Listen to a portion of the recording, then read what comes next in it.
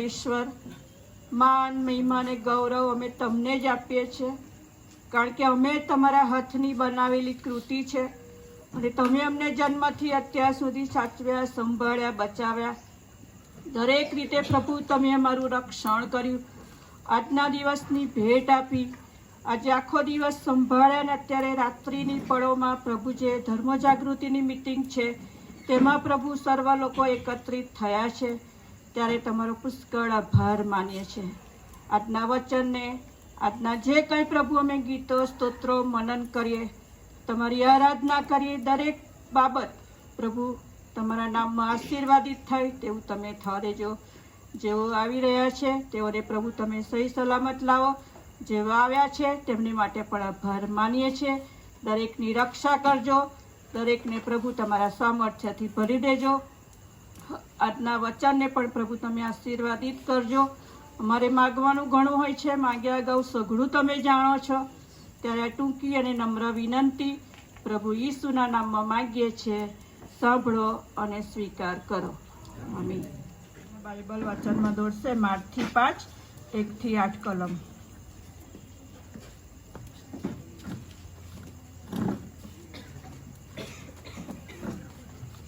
પ્રભુના જીવંત વચનો વાંચીએ તથા સાંભળીએ. માથીની લખેલી સુવાર્તા 5મો અધ્યાય 1 થી 8 કલમ. ત્યારે ઘણા લોકને જોઈને તે પડ પર ચડી ગયો અને તેના બેઠા પછી તેના શિષ્યો તેની પાસે આવ્યા અને તેણે પોતાનું મોં ઉઘાડીને તેનો ઉપદેશ કરતા કહ્યું કે આત્મામાં જેઓ રાખ છે તેઓને ધન્ય છે, કેમ કે આકાશનું રાજ્ય તેઓનું છે. જેઓ શોક કરે છે તેઓને ધન્ય છે, કેમ કે તેઓ દિલાસો પામશે. જેઓ નમ્ર છે તેઓને ધન્ય છે, કેમ કે તેઓ પૃથ્વીનું વતન પામશે. જેઓને ન્યાયપણાની ભૂખ તથા તરસ છે તેઓને ધન્ય છે, કેમ કે તેઓ ધરાશે. દયાળુઓને ધન્ય છે, કેમ કે તેઓ દયા પામશે. મનમાં જેઓ શુદ્ધ છે તેઓને ધન્ય છે, કેમ કે તેઓ દેવને જોશે. પ્રભુ તેના વાંચેલા વચન પર આશીર્વાદ આપે. આમીન.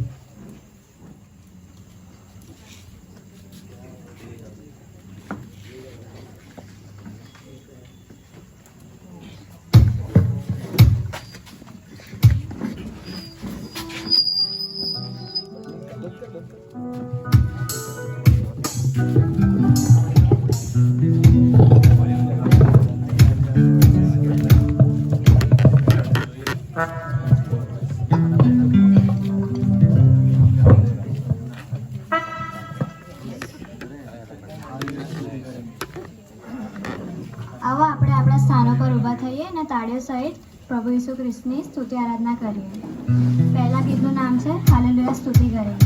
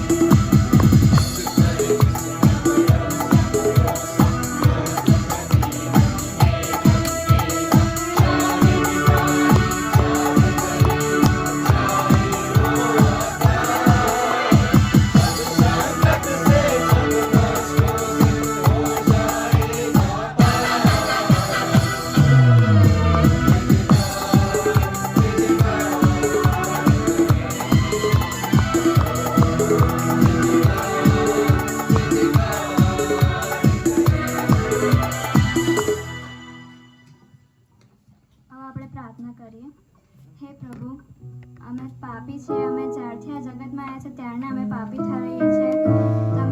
અમે આટલા બધા પાપ કર્યા તોય તમે એટલા દયાળુ છો કે તમે અમને હંમેશા માફ કરતા આવ્યા છો. એકવાર નહીં પણ વારે વાર તમે અમને માફ કર્યા છે. તમારું વચન કહે છે કે 1 થી 2 થી વધારે લોકો જ્યારે મારી સ્તુતિ કરશે ત્યાં તેઓની વચ્ચે હું હાજર હોઈશ. તો અમે વિશ્વાસ કરીએ છીએ કે તમે અહીંયા અમારી મધ્ય હાજર છો. અમને એવો અનુભવ થવા દો, તમારી હાજરીનો અનુભવ થવા દો અમને. અહીંયા બેઠેલા બધી ફેમિલીઝ માટે અમે માગીએ છીએ કે એ લોકોના ઘરમાં કોઈ બી પ્રોબ્લેમ્સ ચાલતી હોય કે કોઈ બીમાર હોય તેઓને તમે મદદ કરજો, તેઓની સાથે રહેજો અને સહાય કરજો એમને. આ ટૂંકીને નમ્ર વિનંતી પ્રભુ ઈસુ.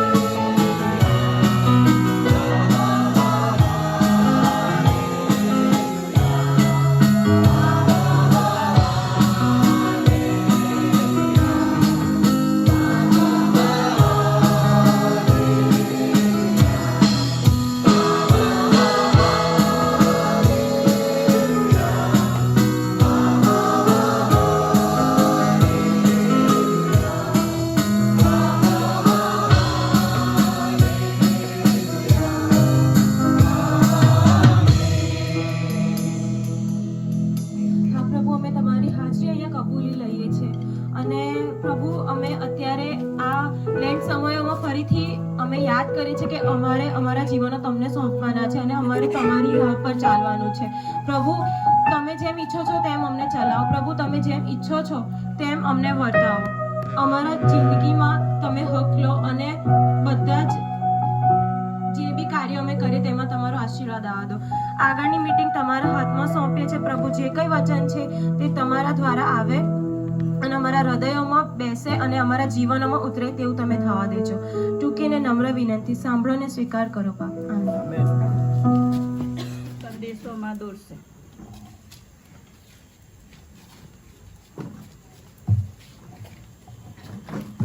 સૌથી પહેલાં ઈશ્વર પિતાનો પુષ્કળ આભાર માનીએ છીએ.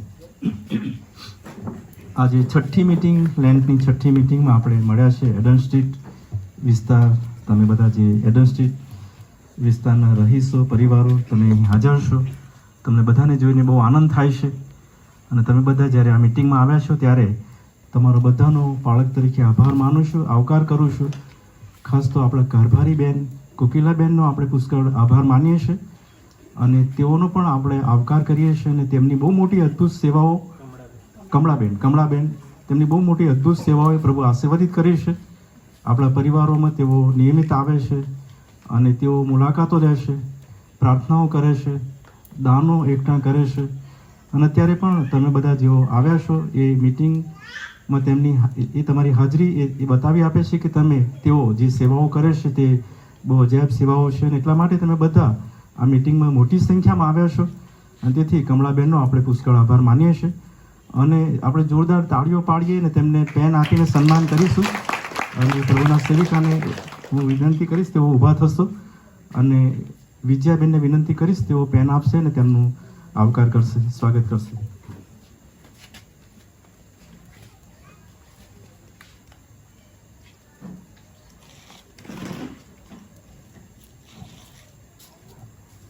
એકચ્યુઅલી કારભારીની સેવાઓ એ પાળક સાહેબ જેવી સેવાઓ છે. તેઓ મુલાકાતો લે, કાઉન્સેલિંગ કરે, બાઇબલ વાંચન કરે, પ્રાર્થના કરે, ઘરે ઘરે ફરે અને દાનો મેળવવા એ ખરેખર અઘરું છે, પણ એ બધી સેવાઓ તેઓ કરે છે. અને એટલા માટે કારભારીની સેવાઓને માટે, તેમની સેવાઓને માટે આપણે પ્રભુનો પુષ્કળ આભાર માનીએ છીએ, તેમનો આભાર માનીએ છીએ. તમે બધા બીજા સોસાયટીમાંથી પણ આવ્યા છો, પાસ્ટર કમિટીના ઘણા બધા સભ્યો અહીં હાજર છો, ઘણા બધા કારભારીઓ હાજર છો. તમારા બધાની હાજરીની નોંધ લેતા તમારા બધાનો હું આવકાર કરું છું, અમે આવકાર કરીએ છીએ. અને ખાસ તો તમે બધા નિયમિત આવી દૂર દૂર સુધી મિટિંગોમાં દૂરથી આવો છો અને એટલા માટે બહુ આનંદ થાય છે. તમારી હાજરીને માટે ઈશ્વર પિતાનો પણ હું આભાર માનું છું. આપણા નાણાં મંત્રી, નાણાં અને કારભારી સમિતિના પ્રમુખ શ્રી કાંતિભાઈ પણ આપણી સાથે રહેશે. તેઓ પણ આપણી સાથે છે અને તેમની આગેવાનીમાં આપણી આ મિટિંગો મળી રહી છે લેન્ડ સિઝનની. અને એ મિટિંગોને માટે તેમનો આભાર માનીએ છીએ અને તેઓની હાજરીને નોંધ લેતા તેઓનો પણ આપણે આવકાર કરીએ છીએ.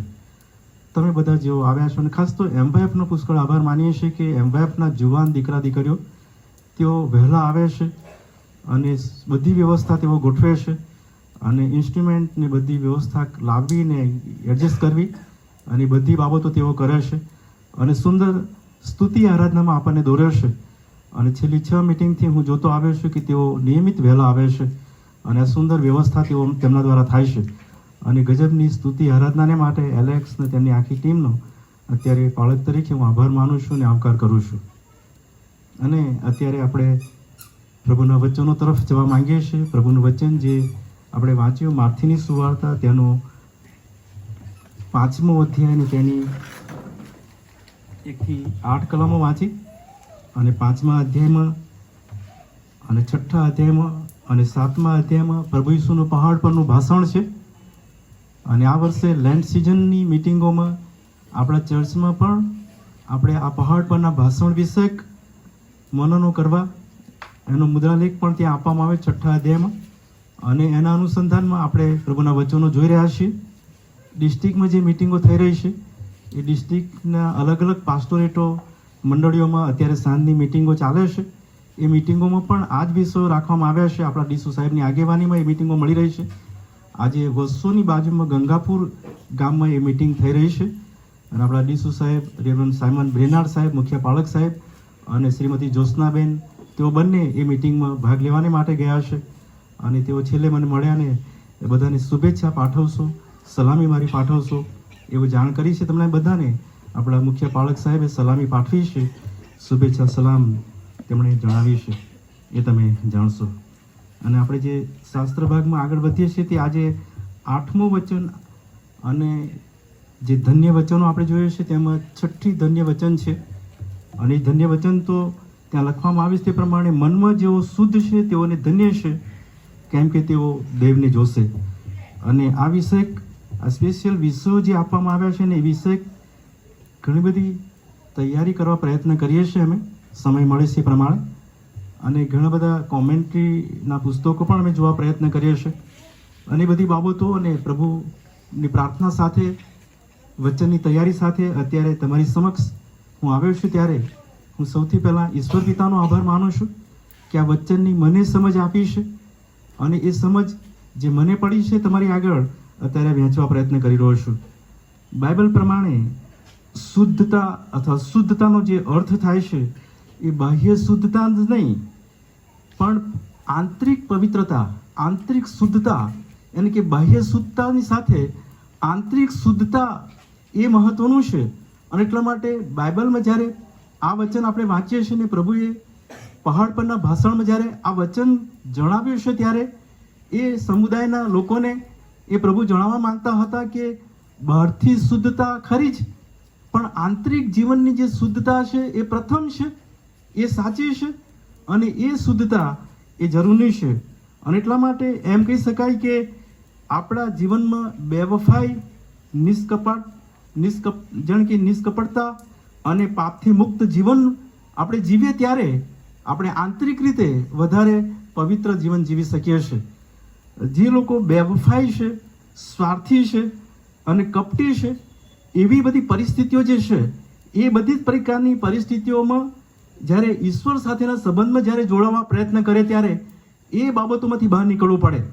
યાની કે જે બાહ્ય જે આખી રીતભાતો છે, ધાર્મિકપણું જે છે અથવા ધાર્મિક રીતેની જે બાબતો આપણે આગળ વધીએ છીએ અને ધાર્મિકતામાં જીવીએ છીએ એ બધી બાબતોમાં આપણે એમાંથી બહાર નીકળીને આંતરિક હૃદયમાંથી શુદ્ધતા હાંસલ કરવાની રહેશે, માહિતી શુદ્ધતા પ્રાપ્ત કરવાની રહેશે.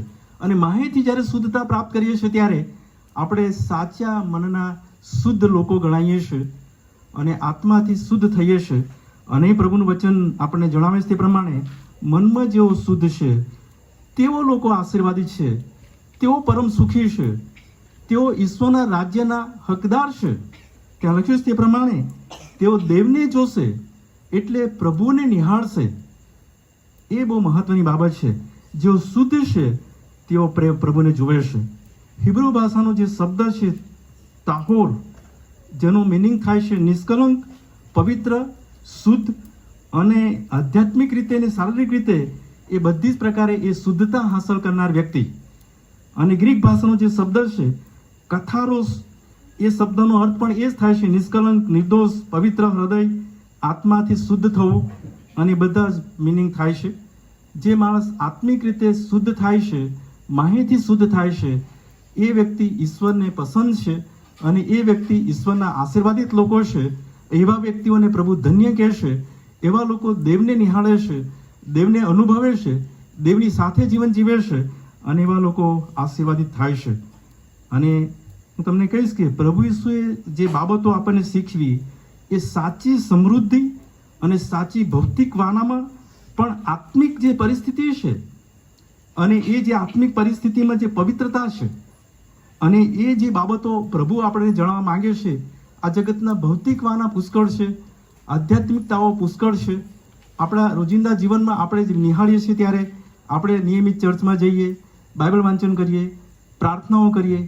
જેમ પેલા શાસ્ત્રી લોકો અને ફરોશી લોકો એ ગજબના કપડાં પહેરે અને ગજબના નિયમિત સભાસ્થાનોમાં જાય, યરુશાલેમના મંદિરમાં જાય, એ નિયમ શાસ્ત્રનું વાંચન કરે અને એ લોકો આભાર સ્તુતિની મિટિંગો રાખે અને એ લોકો ઉપવાસ કરે અને એ બધા જ પ્રકારે એ લોકો બાહ્ય રીતે બધી ફર્સ્ટ ક્લાસ જીવન જીવે, પણ એમના આંતરિક જીવનમાં પાપ હોય, આંતરિક રીતે એ મેલા હોય અને એટલા માટે ઈશ્વરથી એ બહુ દૂર હોય.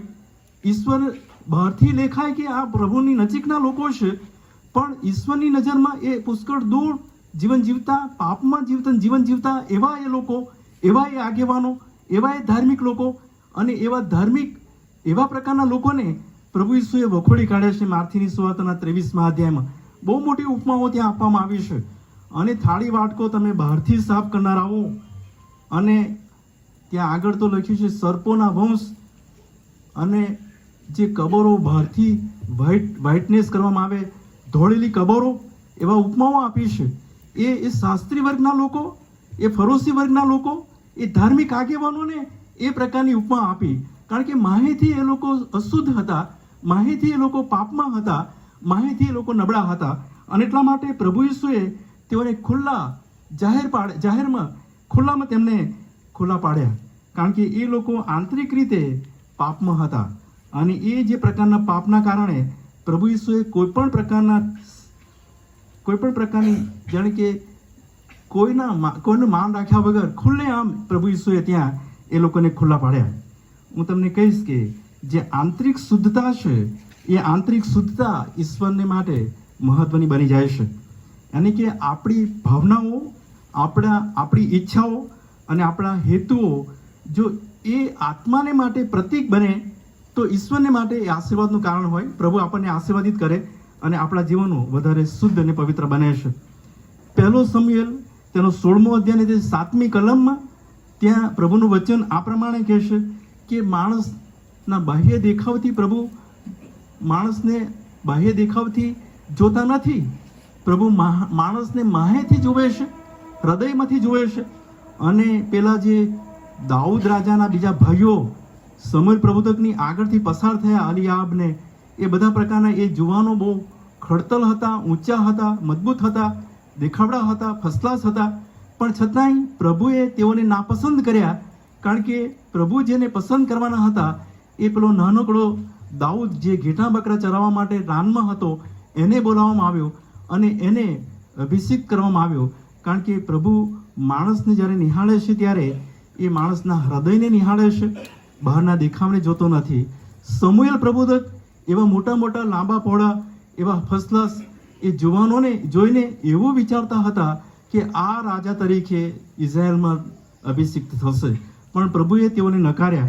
અને ત્યાં લખવામાં આવ્યું તે પ્રમાણે પ્રભુએ જેને સ્વીકાર્યા, પ્રભુએ જેને નક્કી કર્યા, અભિષેક કર્યા એ દાઉદ રાજા હતા.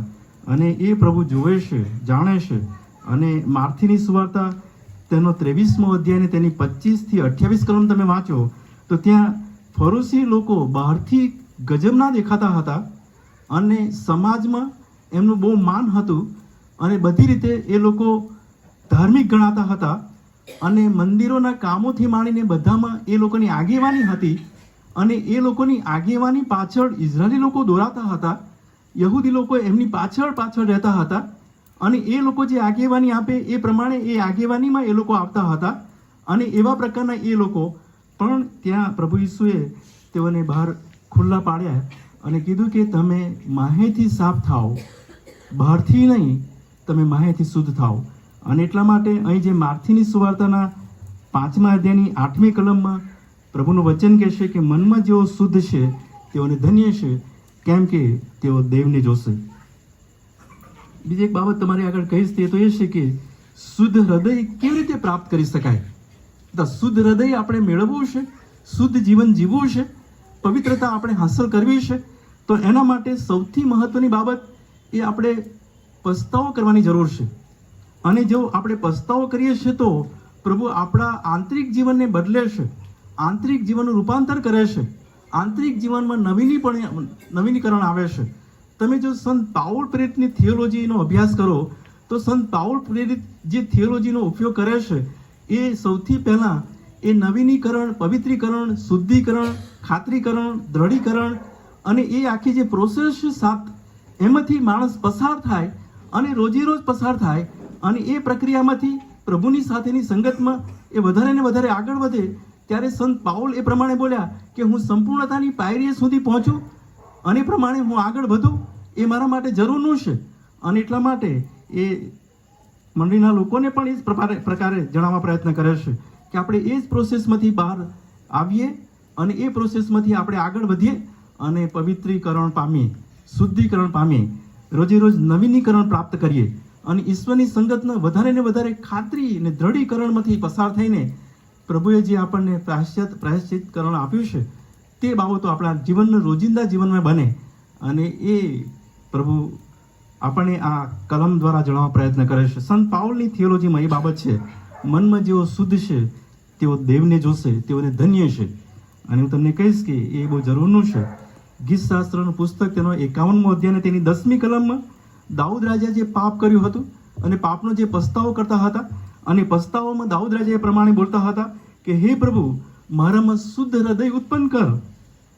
અને એ જે શુદ્ધતા એ જે પવિત્રતા એ પહેલાં એ પામ્યા છે ખરા, પ્રભુની સંગતમાં મેળવી છે ખરી, પણ કોઈક પ્રકારના પાપમાં તે પડ્યા, કોઈક એવી પરિસ્થિતિમાં તે આવ્યા કે ઈશ્વરથી દૂર ચાલ્યા ગયા છે.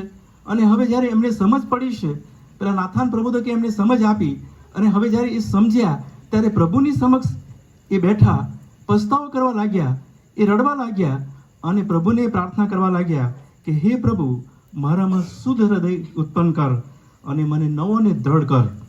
અને ત્યાં જે સંત પ્રભુનો સેવક દાઉદ રાજા જે જણાવવા પ્રયત્ન કરે છે એ તો એ છે કે પ્રભુ, હું રોજે રોજ નવો થાઉં, હું રોજે રોજ તારી સાથે સંગતમાં વધારે નજીક આવું અને તને હું નિહાળું, તારા સ્વરૂપને હું જોઉં. તું કેવો છે પ્રભુ એને હું જોઉં. તું ધાર્મિકપણાને માનતો નથી, તું ધાર્મિક ક્રિયાકાંડોને માનતો નથી. ત્યાં આગળ એ પ્રમાણે છે, તું આજ્ઞા પાલન માંગે છે અને એ આજ્ઞા પાલન એ આપણા જીવનને માટે બહુ જરૂરનું બની જાય છે. મનમાં શુદ્ધતા પ્રાપ્ત કરવા માટે આપણે ઈશ્વરની સાથેના સંબંધમાં આજ્ઞા પાલનમાં જીવન જીવવાની જરૂર છે. ઈશ્વર આપણને એ બાબતો પર ભાર મૂકીને જણાવે છે કે તમે નિયમિત દેવની આજ્ઞાઓ પાળો, દેવને અનુસરો, દેવની ઈચ્છાને માન આપો અને દેવને પસંદ છે તેવું જીવન જીવો. અને એ બાબત એ પ્રભુના સેવકો દ્વારા આપણને મળ્યું છે, દાઉદ રાજા દ્વારા મળ્યું છે. અને હું તમને કહીશ કે એ સાચું જીવન છે, એ શુદ્ધતા છે, એ પવિત્રતા છે. એવા વ્યક્તિઓ દેવને નિહાળે છે. મૂસા વિશે આપણે જાણીએ છીએ કે મૂસા એ આ પૃથ્વીની પટ પર સૌથી નમ્ર વ્યક્તિ, બાઇબલ એવું કહેશે. અને બાઇબલ પ્રમાણે આપણે એમ કહી શકીએ કે મૂસા એ મોટો પૈગંબર હતો, બહુ મોટો પ્રબોધક હતો અને એ મોટો પ્રભુનો સેવક, એ પ્રભુની નિકટ રહેનારો અને પ્રભુની સાથે વાતચીત કરનારો, પણ એ પ્રભુને નિહાળી શકતો નહોતો. કેમ? કારણ કે માણસની જે સ્થિતિ છે, અથવા માણસની જે વિચારવાની, વર્તવાની, વ્યવહારિકતાઓની જે આખી સ્થિતિ છે, એ જ્યારે જોઈએ છે ત્યારે માણસ અધૂરો લાગે છે, માણસ નબળો લાગે છે. અને એટલા માટે દરરોજ મૂસા દેવની નજીક બેસે ખરો, દેવની સાથે બેસે ખરો, દેવ તેની સાથે મોઢામોઢ વાત કરે ખરો, પણ દેવને નિહાળતો નહોતો. પણ એક સમય એવો આવે કે જ્યારે એ નીકળતા નજીક પ્રભુની નજીક જ્યારે જાય વ્યક્તિ, એ નજીક જવા માટે શુદ્ધતા કેળવે, પવિત્રતા કેળવે, આંતરિક હૃદયમાં વધારે ને વધારે મનના આખી જે સ્થિતિ છે તેમાંથી બહાર નીકળે અને ઈશ્વર સાથેની સંગતમાં એક પ્રકારે જોડાય, ત્યારે એ ઈશ્વરને, પ્રભુને નિહાળે. અને એક સમય એવો આવ્યો કે મૂસાએ પ્રભુ યહોવા દેવની પીઠ નિહાળી તેમના મુખને જોઈ શક્યા નહોતા. બાઇબલ એવું કહેશે. અને હું તમને કહીશ કે એવો કોઈ માણસ નથી કે પ્રભુને નિહાળી શકે, કારણ કે પ્રભુ એટલો પવિત્ર છે, એટલો શુદ્ધ છે. અને દરેક માણસને, દરેક વ્યક્તિને, દરેક પ્રભુ તેના સેવકોને, વિશ્વાસી વ્યક્તિઓને એ એવું ઈચ્છે છે કે મારો દીકરો કે મારો દીકરી અથવા મારો વિશ્વાસી વ્યક્તિ અથવા મારો શિષ્ય એ નિયમિત કબૂલાત સાથે, પોતાના વિચારથી, પોતાના વ્યવહારથી, પોતાના વર્તનથી એ મારી નજદીક આવે, મને નિહાળે, મને જુએ અને મને અનુભવે. અને એ પ્રકારની જે સ્થિતિ, તેવા લોકોને માટે યહોવા દેવ અને પ્રભુ ઈસુ અહીં ધન્ય વચન કહેશે. એવા લોકો જેઓ શુદ્ધ છે તેઓને ધન્ય છે, કેમ કે તેવા જ લોકો દેવને નિહાળે છે. મેં ઘણી બધી બાબતો અહીં લખી છે. એ જે શુદ્ધતા કેવી રીતે પ્રાપ્ત કરવી, એમાં જે બીજી મહત્વની બાબત, એ પ્રભુના વચનો દ્વારા પવિત્ર થવું, ઈશ્વરના વચનોનું મનન કરવું. ઈશ્વર વચનો દ્વારા આપણી સાથે બોલે છે. આપણે જ્યારે પ્રાર્થનાઓ કરીએ છીએ ત્યારે પ્રભુ સાથે આપણે સીધા સંબંધમાં ઉપર પ્રભુની આગળ જઈએ છીએ, પણ પ્રભુ તેમના વચનો દ્વારા આપણી સાથે બોલે છે. અને એ વચનો દ્વારા આપણા જીવનની જે સ્થિતિ છે, આપણા જીવનની જે વ્યવહારિકતાઓને, વર્તનને, વિચારિક પરિસ્થિતિ છે, એની સમજ આપે છે. અને એ સમજમાં, પ્રભુના વચનમાં આપણે વધારે પવિત્રતા હાંસલ કરીએ છીએ. એટલા માટે યોહાનની સુવાર્તાના 17મા અધ્યાયની 7મી કલમમાં ત્યાં લખવામાં આવ્યું છે તે પ્રમાણે, સત્યના વચનોથી તું તેઓને પવિત્ર કર, હે બાપ. પ્રભુ ઈસુની પ્રાર્થના છે યોહાનની સુવાર્તાના 17મા અધ્યાયમાં. અને પ્રભુ ઈસુ દેવ યહોવા બાપને પ્રાર્થના કરતા કહેશે કે તું તેઓને પવિત્ર કર તારા આ સત્ય વચનો દ્વારા. અને એ વચનોમાં પવિત્ર આત્માનું સામર્થ્ય છે. એ પવિત્ર આત્મા આપણી સાથે વચનો દ્વારા બોલે છે, આપણને સમજ આપે છે. અને એ પ્રકારે આપણે જ્યારે ચાલીએ છીએ ત્યારે આપણા વ્યવહારિક જીવનમાં, આપણા વૈચારિક જીવનમાં આપણે ઈશ્વર સાથેની સંગતમાં વધારે નિકટતા અનુભવીએ છીએ અને વધારે ને વધારે ઈશ્વરને નિહાળવાને માટે નિકટતા નજીક જઈએ છીએ. અને એ બાબત અહીં પ્રાર્થના દ્વારા મળતી બાબતો અને ઈશ્વરના પવિત્ર વચનો દ્વારા મળતી બાબતો છે. ત્રીજી બાબત એ આધ્યાત્મિક જીવન છે અને પ્રાર્થનાઓથી એ આધ્યાત્મિકતાઓ મળે છે. હું જેટલી પણ પ્રાર્થના કરીશ એટલા પરીક્ષણોથી હું બચીશ. શૈતાનિક જે હુમલાઓ છે એનાથી હું બચવા માટે મારે પ્રાર્થના નિત્ય કરવી પડશે. જો હું પ્રાર્થના કરવાનું ઓછું કરતો જઈશ તો શૈતાનના હુમલાઓ મારા પર વધારે આવશે. તો શૈતાન પરીક્ષણમાં મને પુષ્કળ નાખશે. શૈતાનિક પરીક્ષણોમાંથી બચવા માટે એક હથિયાર છે અને પ્રાર્થના છે, અને એ આધ્યાત્મિક જીવનની હથિયાર છે. જેમ એફએસયુના પત્રમાં સંત પાઉલ પ્રેરિત 6 અધ્યાયમાં જે પેલા હથિયારો શૈતાન સામે ઊભા રહેવાને માટે જણાવે છે, એમાં આ પ્રાર્થના એ બહુ મહત્વનું હથિયાર છે. રોજે રોજ જીવનમાં જેટલી પણ પ્રાર્થનાઓ થાય એ આપણા જીવનને માટે ઈશ્વર સાથેના સંબંધમાં આપણે તેમાંથી આગળ વધીએ છીએ અને આપણું આધ્યાત્મિક જીવન ઘડાય છે, આપણું આંતરિક જીવન ઘડાય છે. જેટલી પ્રાર્થના કરીએ છીએ એટલા આપણે શુદ્ધતામાં, પવિત્રતામાં આગળ વધીએ છીએ. અને બહુ જરૂરનું છે, કારણ કે પ્રભુ આપણને એ દર્શાવે છે. શાંતિથી પ્રભુની સાથે સમય આપીને, પાપથી દૂર રહીને, પ્રેમમાં જીવન જીવીને, ઈશ્વરની નિકટતામાં રહીને પ્રાર્થના કરવી એ બહુ જરૂરી છે. હું તમને કહીશ કે જ્યારે પ્રાર્થનાનું પ્રમાણ ઘટે છે ને, ત્યારે શૈતાનિક પરીક્ષણો આપણા જીવનમાં અલગ અલગ પ્રકારની લાલચો, અલગ અલગ પ્રકારની પરિસ્થિતિઓ અને ખરાબ વિચારો એ આપણને એમાં એવી રીતે લઈ જાય છે કે આપણને સમજ પણ રહેતી નથી અને આપણે એવી બાબતોમાં ઊંડા જતા હોય અથવા મુશ્કેલમાં આવતા હોય એવું દેખાય છે. પણ હું તમને કહીશ કે પ્રાર્થના દ્વારા આપણે વધારે ઈશ્વરની નિકટતા અનુભવીને પ્રભુની સાથેના સંબંધમાં આગળ વધીએ છીએ. અને આગળ બીજી બાબત તમને કહીશ, નમ્રતા અને ન્યાય એ શિસ્તબદ્ધ જીવનની જાણે કે જીવનશૈલી છે. હું જેટલો નમ્ર બનું છું, હું જેટલો શિસ્તમાં જીવન જીવું છું, એ પ્રભુને પસંદ છે. કારણ કે આપણો પ્રભુ એ વ્યવસ્થાનો દેવ છે અને એ નમ્રતા હાંસલ કરીએ, નમ્ર આપણે જીવન જીવે એવું ઈચ્છે છે. એ અભિમાન અને અહમપણું, હુંપણાને એ તિરસ્કારે છે અને એટલા માટે એવા વ્યક્તિઓ પ્રભુને પસંદ નથી.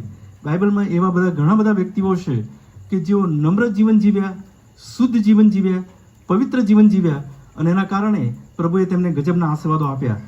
જૂના કરારના ઉત્પત્તિના પુસ્તકમાં યુસુફનો આપણે દાખલો લઈ શકીએ.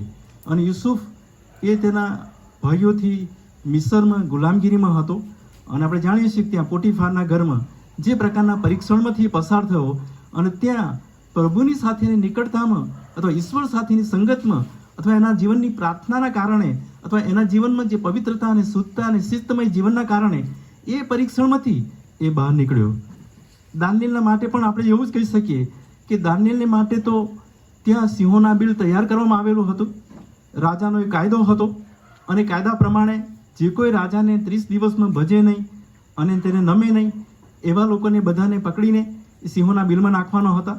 અને બધા લોકો રાજાના કાયદા પ્રમાણે, નિયમ પ્રમાણે એ રાજાને ભજતા અને નમતા હતા. પણ દાનિયેલે રાજાને ભજવાનું છોડીને યહોવા દેવ કે જે સાચો ઈશ્વર છે એની પ્રાર્થના કરતો હતો. અને આપણે જાણીએ છીએ કે એ જેનું એના મકાનમાં જ્યાં હતો એ મકાનની જે બારી યરુસાલેમ તરફની હતી ત્યાં ઘૂંટણે પડીને દિવસમાં 3 વાર એ પ્રાર્થના કરતો હતો. અને એ પ્રાર્થના જાહેર રસ્તા પર જનાર આવનાર બધા લોકોને ખબર પડતી હતી. પેલા મંત્રીઓ અને સુબાઓને ખબર પડી હતી. એ મંત્રીઓ અને સુબાઓ એટલા માટે આખું કાવતરું રચ્યું હતું અને એટલા માટે રાજા પાસે કાયદો બનાવડાવ્યો હતો. પણ એ સહેજ પણ હાલ્યો નહીં, સહેજ પણ ડગ્યો નહીં અને એ વધારે મજબૂત થતો ગયો. કેમ? કારણ કે એના જીવનમાં નિયમિત પ્રાર્થના હતી, શિસ્તબદ્ધ જીવન હતું અને ઈશ્વર સાથેના સંબંધમાં તે વધારે મજબૂત બન્યો હતો. અને એટલા માટે એને આ પ્રકારની પરિસ્થિતિ અને આ પ્રકારની જે સ્થિતિ આવવાની હતી એ જાણતો હોવા છતાંય એણે વધારે લોકો નિહાળે, લોકો જાણે એ પ્રકારે એણે બારી ખુલ્લી રાખીને પ્રાર્થના કરવાનું ચાલુ રાખ્યું. અને પરિણામે પ્રભુએ તેને બહુ મોટો બચાવ કર્યો. આપણે જાણીએ છીએ કે એ બહુ મોટી પરિસ્થિતિમાંથી એ પસાર થયો. તેઓ દેવને જોશે એટલે શું એ હું શોધતો હતો અને પ્રયત્ન કરતો હતો. હું તમને કહીશ કે શુદ્ધ હૃદયવાળા લોકો જીવનમાં પ્રભુનો જે અનુભવ કરે છે તેઓના જીવનમાં ભક્તિ અને પ્રકાશ હોય છે અને તેઓ અંતે પ્રભુને પાસે જાય છે અને પ્રભુને નિહાળે છે.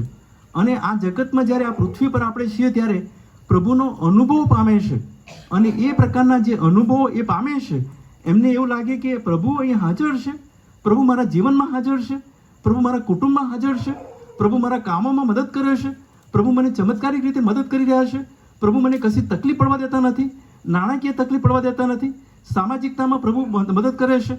એવા પુષ્કળ અનુભવો આપણને થાય છે, મને થાય છે, મારા જીવનમાં થયું છે, તમને પણ થતું હશે, તમારા જીવનમાં પણ આ પરિસ્થિતિ આવતી હશે.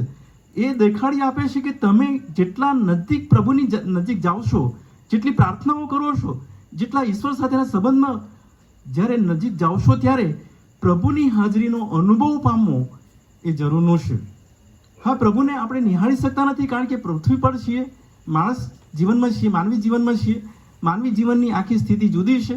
બધાએ પાપ કર્યું છે અને બધાએ દેવના મહિમાથી અધૂરા છે, આપણે જાણીએ છીએ. અને એટલા માટે ઈશ્વરને નિહાળવા એ આપણા માટે મુશ્કેલ ને અઘરું છે. પણ અનુભવો તો આપણા જીવનમાં થવા જોઈએ અને એ અનુભવો મહત્વના છે. દાખલા તરીકે આ દિવાલ છે અને આ દિવાલને હું નિહાળું છું, મને એ દિવાલ કેવી છે એ ખાલી ચિત્રથી હું જોઈ શકું છું. પણ જ્યારે હું દિવાલ પર હાથ મૂકીશ ત્યારે મને વધારે સમજ પડશે કે આ દિવાલ ઠંડી છે, દિવાલ ગરમ છે, અથવા દિવાલ હુંફાળી છે, દિવાલ કેવા પ્રકારની છે, એની વધારે મને નિકટતામાં સમજ પડશે. જેમ હું નજીક જઈશ તેમ મને સમજ પડશે.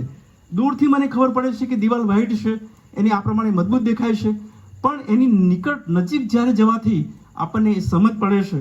અને હું તમને કહીશ કે એ શુદ્ધ હૃદય, એ પ્રકારનું જીવન, એ પ્રકારના અનુભવો એ ઈશ્વર સાથેના સંબંધમાં આપણને ઈશ્વરની અનુભવ દેખાય છે. અને એ પ્રકારનું જીવન પ્રકટીકરણના 22મા અધ્યાયની 4થી કલમમાં અંતે સ્વર્ગમાં આપણે ઈશ્વરને આંખો આંખ નિહાળીશું એવું પ્રભુનું વચન ત્યાં કહેશે. એટલે કે આપણી આંખો નિહાળશે, પણ એના માટે આ પૃથ્વી પર એ રૂપાંતરિત સ્થિતિ છે. આપણે દિવસે દિવસે પવિત્રીકરણ, શુદ્ધિકરણમાંથી, એ પ્રોસેસમાંથી પસાર થઈને નિત્ય પ્રભુની સમીપ જઈએ, પ્રભુની નજીક જઈએ. અનેક સમય આવશે કે આપણે પ્રભુને નિહાળીશું અને એ બધાને માટે બનશે. અને એટલા માટે પ્રભુનું વચન આપણને કહેશે કે મનમાં જેઓ શુદ્ધ છે તેઓ દેવને જોશે. મારી પાસે એ ભગવદ્ ગીતા છે, હમણાં જ હું જોતો હતો અને એમાં એક વાક્ય મેં વાંચ્યું, અને એ ભગવદ્ ગીતાનો મુખ્ય સાર એ નિષ્કામ કર્મ યોગા, યાની કે નિસ્વાર્થી કામ કરો, કપટથી નહીં. અને બાઇબલ પણ આપણને એ સૂચવે છે, પ્રભુનું વચન આપણને એ જ જણાવે છે કે આપણે નિસ્વાર્થી જીવન જીવીએ, કપટથી નહીં, સ્વાર્થથી નહીં, આપણે ઈર્ષા અદેખાઈથી નહીં. એ બધા પ્રકારની જે સ્થિતિ છે એ આપણને ઈશ્વરથી દૂર ને દૂર લઈ જાય છે. ઈશ્વરની નજીક જવા માટે આપણે એ પ્રકારમાંથી બહાર નીકળવું પડશે, નિસ્વાર્થ થવું પડશે, નિર્દોષ થવું પડશે અને નિષ્કપટ બનવું પડશે. અને ઈર્ષા અદેખાઈ જેવા નાના નાના જે પુષ્કળ ચામડી જેમ ચોંટી રહે છે એવા પાપ છે, એમાંથી બહાર આવવું પડશે. કારણ કે એ પ્રકારની સ્થિતિમાંથી જ્યારે આપણે બહાર આવીશું ત્યારે આપણે ઈશ્વરને નિહાળીશું. અને એ ઈશ્વરને નિહાળવાની માટે એ મહત્વની બાબત છે. શુદ્ધ હૃદય જીવવામાં સૌથી મહત્વની, મેં તમારી આગળ કીધું પ્રમાણે, પસ્તાવો કરવાની જરૂર છે, પવિત્રતા હાંસલ કરવાની જરૂર છે, રોજે રોજ કબૂલાત કરવાની જરૂર છે. આપણા બિશપ સાહેબ MB ક્રિસ્ટી સાહેબ એ એક જગ્યાએ આ પ્રમાણે બોલતા હતા કે જો તમે આખો દિવસ તમે કેટલા બધા લોકોને મળો છો, કેટલા બધા લોકોની સાથે વાતચીત કરો છો, કેટલા બધા પ્રકારના કામ કરો છો, કેટલા બધા પ્રકારની દોડધામ કરો છો અને સર્વિસ પર જાઓ છો, કેટલા બધા લોકો તમને મળે છે અને ઘણા બધા પ્રકારના ચિત્રો આપણા આંખોમાં આવે છે. અને બધું આખા દિવસનું તમે જોઈને જ્યારે તમારી પથારીમાં જાઓ છો ત્યારે પથારીમાં એ આખા દિવસના ફિલ્મની માફક એ ચિત્ર જુઓ અને એ બધું વિચારો, હું ક્યાં ગયો, કોને મળ્યો, કેવી રીતે વાત કરી, કોણે મારી સાથે વાત કરી, હું કેવું બોલ્યો, કેવી રીતે હું વર્ત્યો. અને એ બધું તમે એક ફિલ્મના રીલની માફક તમારા મગજના એ મનમાં તમે એ આખો વિચાર લાવો. અને ત્યાર પછી તમે દેવની આગળ બેસીને રાત્રે પથારીમાં ઊંઘતા પહેલાં તમારી જાતને ખાલી કરો, સંપૂર્ણ ખાલી કરો, સંપૂર્ણ કબૂલાત કરો, સંપૂર્ણ પસ્તાવો કરો અને પછી પ્રભુની સાથેના સંગતમાં ત્યાં તમે જોડાઓ. અને એ જરૂરનું છે, કારણ કે દિવસ દરમિયાન આપણે ઘણા બધા પ્રકારના લોકોને મળીએ છીએ, આપણા બોલવા દ્વારા ઘણા બધાને દુઃખ પહોંચાડે છે, ઘણા બધાના બોલવા દ્વારા આપણે નિરાશ થઈ જઈએ છીએ. ઘણી બધી પ્રકારની પરિસ્થિતિઓ છે જે અજાણતાથી પણ થતી હોય છે, જેને આપણે જાણી શકતા નથી. અને બધી જ પરિસ્થિતિઓમાં આપણી પથારીમાં રહીને ઊંઘતા પહેલાં પ્રભુની આગળ પ્રાર્થના કરીએ કે પ્રભુ તું મને માફ કર, હું આ દિવસ દરમિયાન આ પ્રકારે ચાલ્યો છું. યોહાનની સુવાર્તાના 13મા અધ્યાયમાં પ્રભુ યેસુએ પાણી અને વાસણમાં પાણી લીધું અને રૂમાલ લીધો અને શિષ્યોના પગ ધોવા લાગ્યા. એક પછી એક શિષ્યના પગ ધોતા હતા અને સંત પિત્તરની પાસે તેઓ ગયા. સંત પિત્તરે પ્રભુ ઈસુને કીધું કે હું મારા પગ તને ધોવા દઈશ નહીં. પ્રભુ ઈસુએ ત્યાં તરત જવાબ આપ્યો કે જો હું તારા પગ ધોઈશ નહીં તો મારે તારી સાથે કાંઈ લાગભાગ નથી. સંત પિત્તર કહેશે કે મારા પગ એકલા જ નહીં, મારા હાથ અને મારા પગ અને મારું માથું એ બધું મારા તું ધો. પ્રભુ ઈસુ કહે છે કે જે નહાયેલો છે તેના પગ સિવાય બીજું કાંઈ ધોવાની જરૂર નથી. આપણે તારણ પામેલા છીએ, આપણે વિશ્વાસી વ્યક્તિઓ છીએ, પ્રભુ ઈસુ ખ્રિસ્તને તારણા તરીકે સ્વીકાર્યા છે, આપણે નહાયેલા છીએ. આપણે રોજે રોજ પ્રભુ ઈસુને પગ ધોવા દઈએ, આપણે રોજે રોજ કબૂલ કરીએ. એ આપણા જીવનમાં એક ઈશ્વર સાથેના સંબંધમાં એ જરૂરનું છે. જો આપણે એ પ્રમાણે કરતા નથી તો મનમાં જે શુદ્ધતા છે એનાથી આપણે દૂર ચાલ્યા જઈશું. અને હું તમને કહીશ કે કેટલા બધા વિશ્વાસી વ્યક્તિઓ ઊંડાઈ અંધકારમાં જઈને પડ્યા. કેટલા બધા મારી સાથેના તારણ પામેલા કેટલાય હું ઘણા બધા ગણી શકું છું. ઘણા બધા મારા મિત્રો એવા હતા કે જેઓ તારણ પામેલા, સાક્ષી આપતા હતા, સરસ જીવન જીવતા હતા. અચાનક કોઈ પાપમાં પડ્યા, પછી એ પાપમાં ગયા, પછી એ પાપમાં ગયા. ફરી બહુ ટાઈમ પછી હું મળ્યો ત્યારે દારૂના વ્યસનમાં હતા, કંઈ ગંદુ જીવન જીવતા હતા. પણ એક સમયે તારણ પામેલા હતા, એક સમયે સાક્ષી આપતા હતા, એક સમયે પ્રાર્થના કરતા હતા. આજે ઘણા બધા એવા લોકો છે કે જેઓ તારણ પામ્યા છે, નવજન્મ પામ્યા છે, પણ જૂના માણસપણામાં ચાલ્યા જાય છે. અને એટલા માટે પ્રભુ કહેશે કે મનથી શુદ્ધ થવાની જરૂર છે, રોજે રોજ મનથી શુદ્ધ થવાની જરૂર છે. જો આપણે એ પ્રમાણે કરતા નથી તો આપણે પ્રભુની નજીક જઈ શકીશું નહીં, પ્રભુને નિહાળી શકીશું નહીં. અને હું ઈચ્છું છું કે આપણે બધા પ્રભુની નજીક જઈએ, પ્રભુને નિહાળીએ. પ્રભુના મુખને તો આપણે નિહાળીશું, પણ આ જગતમાં પૃથ્વી પર જેટલા આપણે નજીક જઈશું એટલા ઈશ્વરની પાસે વધારે ને વધારે તેમના સ્વરૂપને જોઈશું, વધારે તેમના પ્રેમની ઊંડાઈ, પહોળાઈ અને એ જે એને નિહાળીશું, જોઈશું અને પામીશું.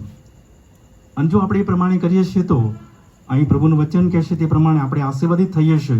અને એ બાબત મનમાં જેઓ શુદ્ધ છે તેઓને ધન્ય છે, કેમ કે તેઓ દેવને જોશે. અને એ જે બાબત છે તે આપણે નિહાળીશું. મેં ઘણી બધી બાબતો અહીં લખી છે, પણ એ બધી બાબતો બહુ સમય જાય એમ છે. પણ હું તમને છેલ્લે બાબત કહીને બંધ કરીશ. એ તો એ છે કે રોજે રોજ પ્રાર્થના કરીએ, સદાચારી ભર્યું અને દયાળુ જીવન આપણે જીવીએ, દુષ્ટ વિચારો ત્યજીને, પ્રલોભનોથી દૂર રહીને.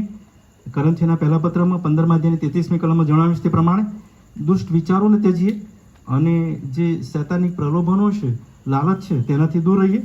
પ્રભુના સહારે વિચારો અને વર્તનને નિયંત્રિત કરીએ.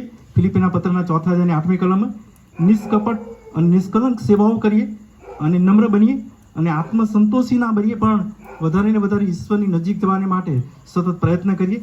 દરેક પરિસ્થિતિમાં પ્રભુ પર વિશ્વાસ રાખીએ. નીતિવચન 3 અને 5, 3 અધ્યાયની 5મી અને 6ઠી કલમ પ્રમાણે.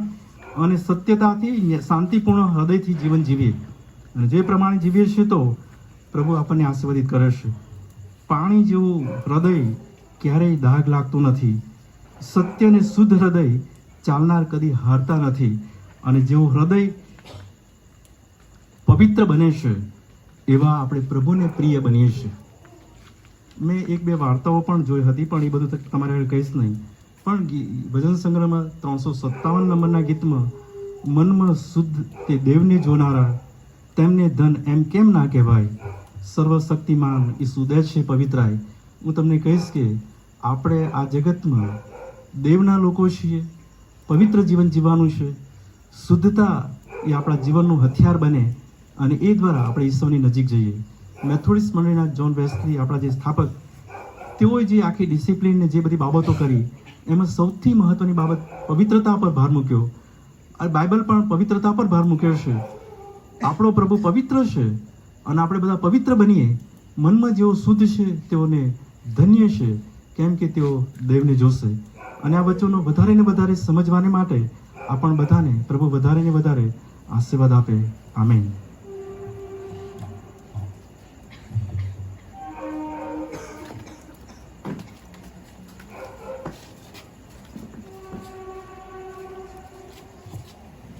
સરનો પુષ્કળ આભાર માને, મનમાં